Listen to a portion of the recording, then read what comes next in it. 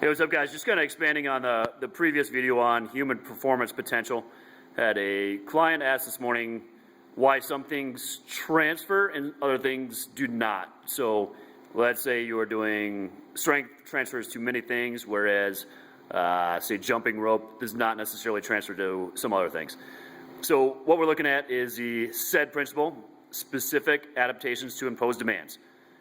Now, where this can come into play is, let's say conditioning, you're working on cardiac output, so that's CO up there. That will then transfer into strength by allowing more volume, which can also result in higher density of work sets. Now, the opposite isn't always true, so let's say you work on conditioning at a certain level, let's say jumping rope, may not directly transfer over to strength, depending on how you work which energy system. So just kind of a little bit on specific adaptations to imposed demand. Basically, you will adapt to the specific movement that you have practiced, unless in a case like cardiac output can increase the volume and the density. It doesn't necessarily increase your strength directly, but it's kind of indirectly. No low component that we're talking about today is flexibility.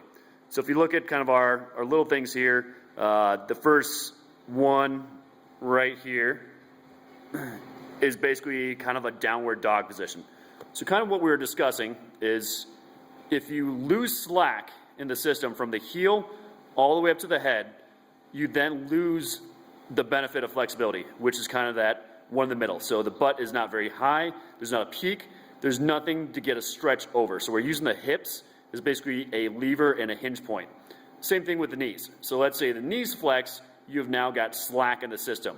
So kind of our goal on, say, something like a downward dog is to tighten up the slack in the system from the heels all the way to the head by pushing the butt up and by driving the knees towards the rear. That's what's going to put tension on the system, and that's what we're looking for. So we don't want a slacked system, we want tension on the system.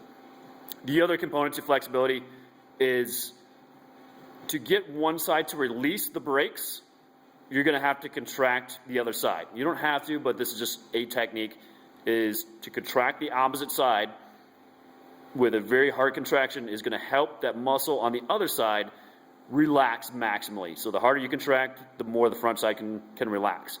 And that's going to help you get a little bit better flexibility and range of motion on your flexibility training.